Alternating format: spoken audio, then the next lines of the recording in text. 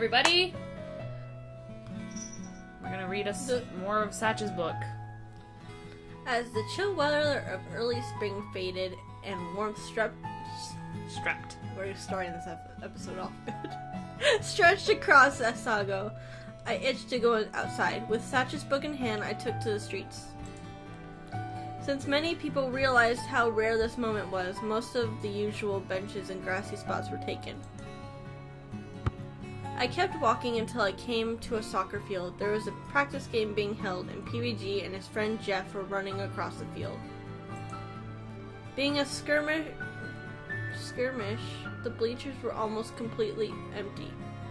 Students scattered the shiny metal seats, but there was more than enough room for me. In one swift motion, practiced many times over my life, I sat down, spun my backpack into the space next to me, and pulled out my book. I was nearly done with it, and I wanted to see if I could finish it today. It was due a few days ago, so I was under pressure. At a pause in my reading, I looked up to watch PBG on the field. A shock of color at the base of the bleachers caught my eye. Bum-bum. Looked like some kind of metallic candy wrapper, and a pang of annoyance struck me. There was a trash can nearby. Why litter? But as I jumped down the steps of the bleacher and nearly slipped off one, it became clear that it wasn't trash. The colors changed as the angle of the light did. How does that mean it was... Oh, okay. I was like, how does it mean it wasn't trash? It was an iridescent purple figurine, itty-bitty and a kitty. Was it Jirard's? He was the only person I knew who collected them. I held it up to the nearest student, who shook his head. I was free for a while. Jirard was really into the IBK scene, so if it wasn't his, he'd probably know who belonged to. One problem, I had no idea where his room was. Conveniently, at that moment, PBG ran off the field to get a drink. I approached him, holding the kitty in front of myself like a talisman. Hey! Hey, PBG, do you know Jirard's room number? I think he dropped this. I held the kitty up again, and it glimmered in the sun, much like PBG just now. With all his physical activity. Oh, Jirard was just here. It has to be his. I asked him to bring me my goalie gloves. I wasn't ready I wasn't ready to take McJones's place today. His room was right across from mine. Oh, great. Thank you so much. Hey! Hurry it up, PBG. PBG groaned. It wasn't much of a break. See ya. Gotta go. Good luck. He took a huge gulp from his water bottle. Same thing. Then poured the rest on his head. What a waste. And jumped back into the game. Now you're gonna be wet and not have water. His teammates patted him on the back as he rejoined them. I placed the IBK into my uniform's Lilliputian pocket and headed to the Bluebell. As I entered Bluebell House, a passing boy frowned at me. Was I even allowed to be in here by myself? I mean, you've already done it, so... I shook my head. There was no time to be afraid. Today, I had a mission. Just as PBG said, there was a door right across from his room. I wouldn't open. I knocked and fished the IBK from my pocket. Aww. Aww. Shane answered the door, not at all pleased to see me. Hi Shane, how are you? He was Jirard's roommate. Why was he Jirard's roommate? I tried to laugh to diffuse the situation, but it was weak. I felt like I was only making things worse. I didn't know what went on in Shane's mind. He looked at the IBK in my hands. Jirard. Oh, sorry, that's you. Jirard should be back in a few minutes. Okay, I'll just wait in the common room. When he gets back, can you tell him to try and find me? I could downstairs, even if it took Jirard an hour to get back. Jirard an hour to get back. I could keep myself occupied. Gosh. There's too many J's. Jirard and Jared and Jeff John. and John.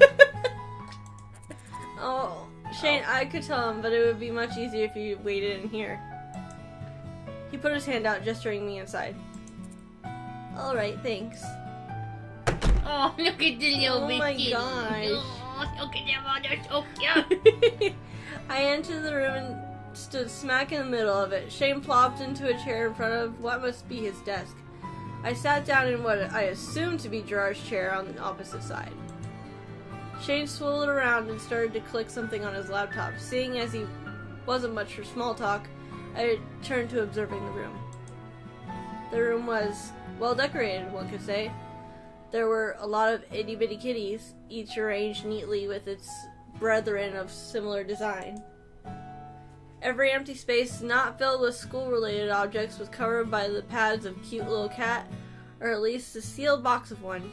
Even parts of Shane's shelves had IBK on them. I had to admit it was kind of endearing. Something about the dedication required was sweet. Hey!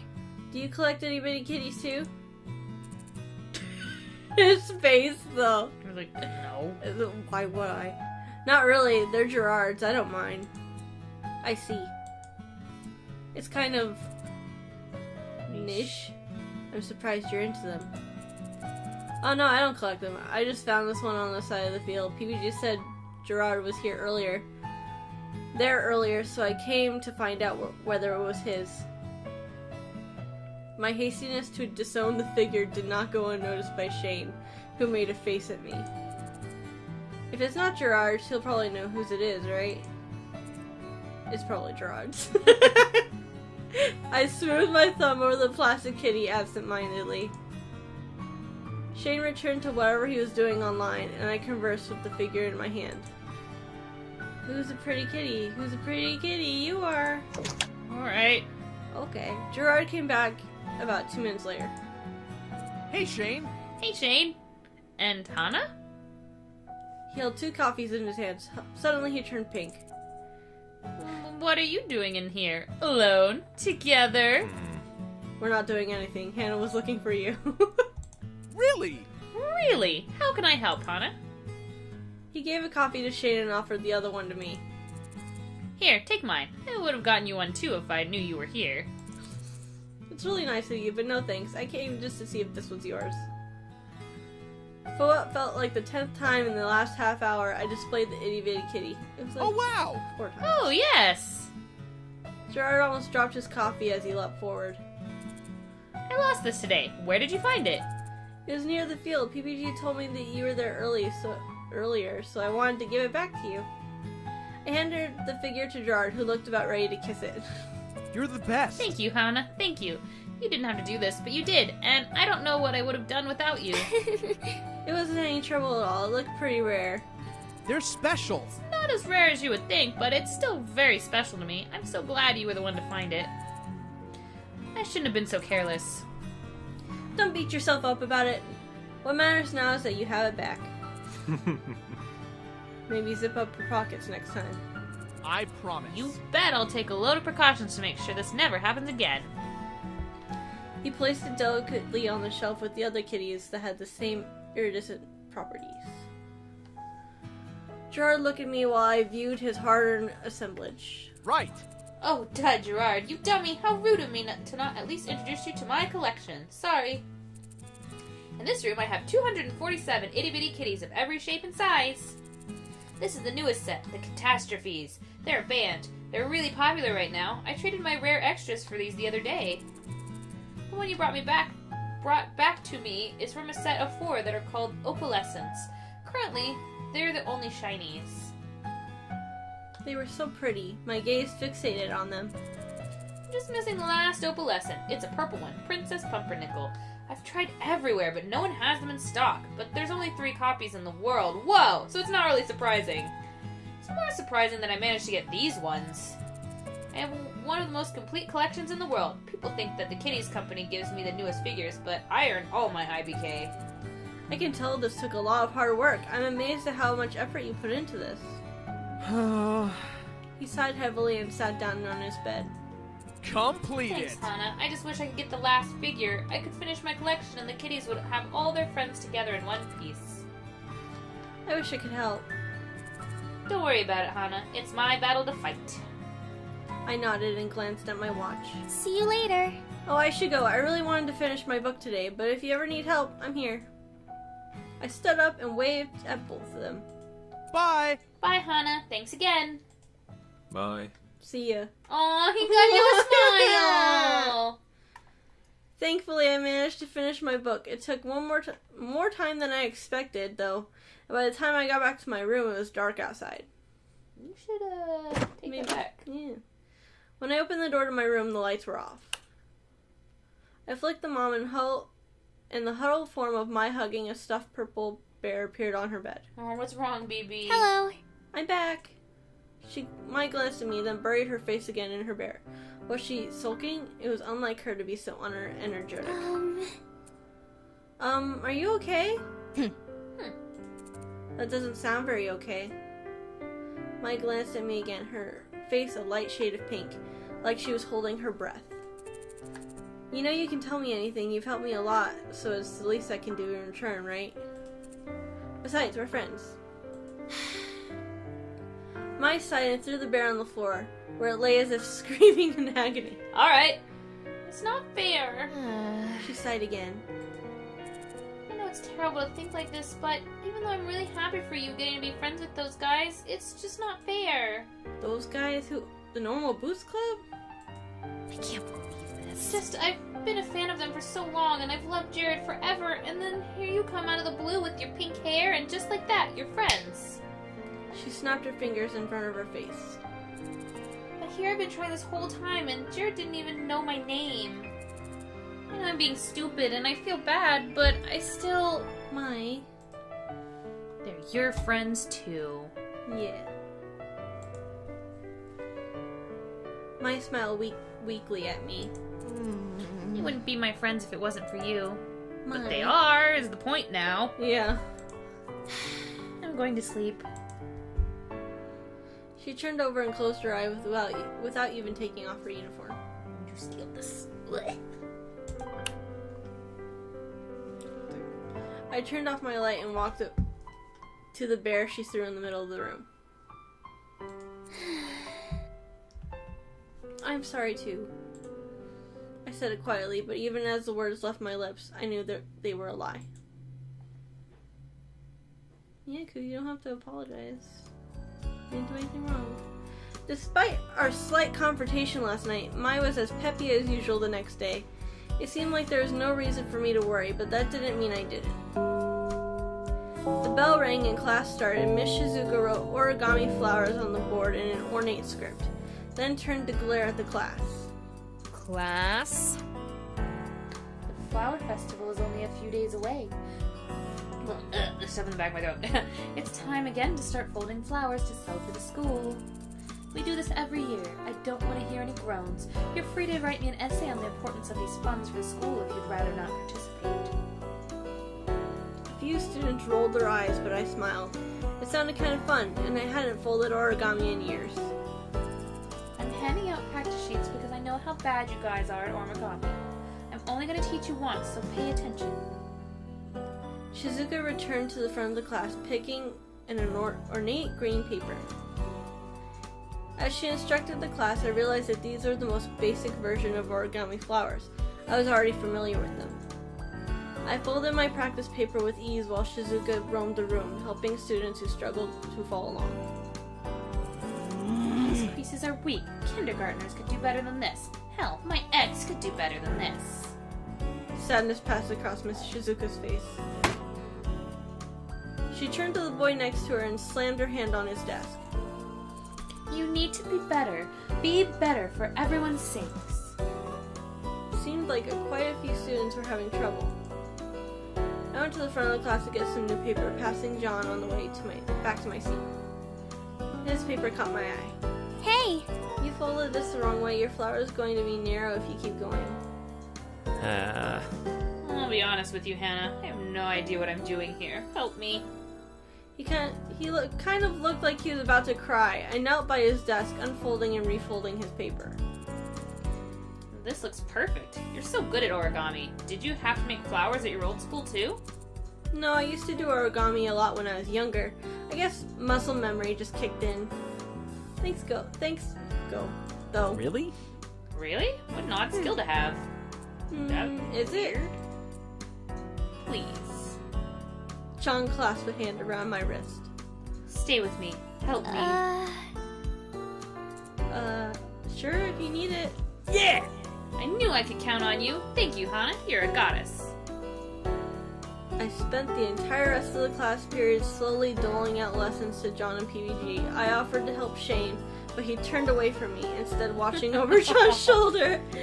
No, I don't want it. But I'm gonna watch. I kept my movements large and exaggerated so he could see too. It was nice to feel useful. When class was over, I headed back to the dorms with Mai. We had a long night ahead of us, filled with homework and the possible reward of chocolate ice cream. We should finish on time. Should we finish on time? But before I got far, someone called my name. Hana! Hana! Jeff, is everything okay?